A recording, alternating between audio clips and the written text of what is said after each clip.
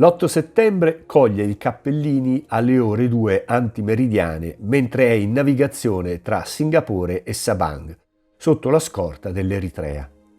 È appena giunto dalla Francia dopo una lunga e difficile tratta per trasportare in Estremo Oriente materiali strategici per il governo di Tokyo. Captato un comunicato della Reuters che annunciava la resa dell'Italia, l'Eritrea cambia subito rotta, puntando a tutta forza su Colombo, nell'isola di Ceylon, oggi Sri Lanka. Attraversato lo stretto di Sumatra, riesce a sfuggire all'immediata caccia scatenata dalle unità navali ed aeree nipponiche. In quel periodo sono diverse le unità italiane di superficie e sottomarine presenti in Oceano Indiano, nelle acque malesiane e indonesiane. I sommergibili oceanici da trasporto Giuliani, comandato dal capitano di corvetta Mario Tei, e il Torelli, comandato dal tenente di vascello Enrico Gropalli, si trovano a Singapore già carichi di merci pregiate e in procinto di ripartire per Bordeaux.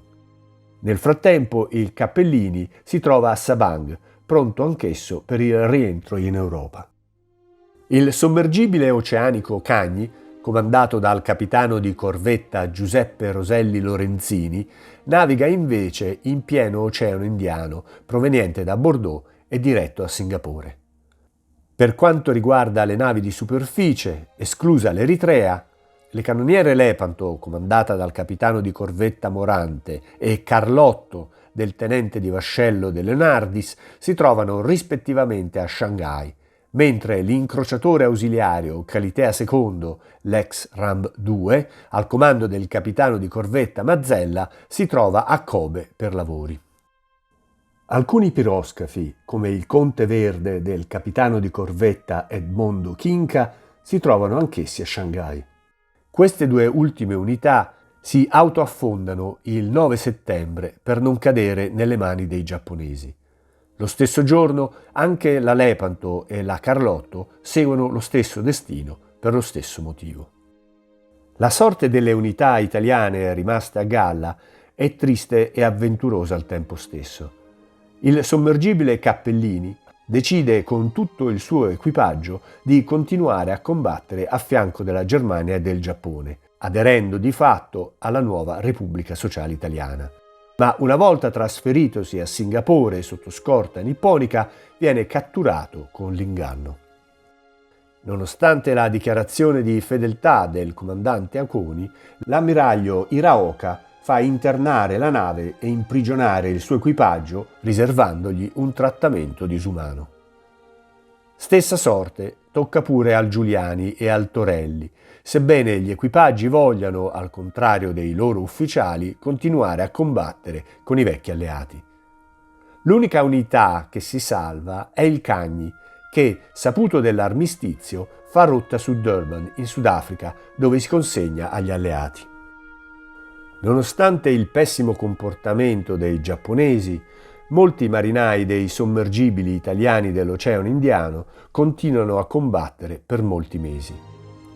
Le unità tricolori passano in consegna al comando degli U-boat tedeschi di Penang e continuano ad operare contro gli anglo-americani con equipaggi italo-tedeschi. Fra questi c'è anche il Cappellini, che è incorporato nella Kriegsmarine con equipaggio misto e viene ribattezzato UIT-24, ma in pratica non viene mai impiegato. Alla resa della Germania, avvenuta l'8 maggio 1945, è catturato dai giapponesi, incorporato nella Marina Imperiale giapponese e rinominato I-503. Così come hanno fatto molti altri marinai italiani, anche gli uomini del Cappellini decidono ancora una volta di continuare a combattere a fianco dei giapponesi nel Pacifico. Il Torelli rimane in servizio addirittura fino al 30 agosto del 1945, quando nelle acque giapponesi nei pressi di Kobe la Breda 1931 di quest'ultimo scafo italiano sperduto in Oriente riesce addirittura ad abbattere un bombardiere statunitense B-25 Mitchell. Sarà l'ultima vittoria di un mezzo navale dell'asse nel conflitto. Ad onor del vero, alcune fonti attribuiscono questa vittoria proprio al Cappellini.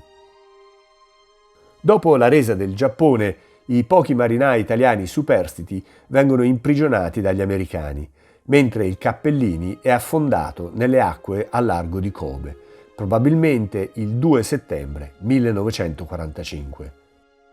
Stessa sorte tocca al Torelli, che, catturato a Kobe, è affondato dalla US Navy nello stretto di Kii il 16 aprile 1946.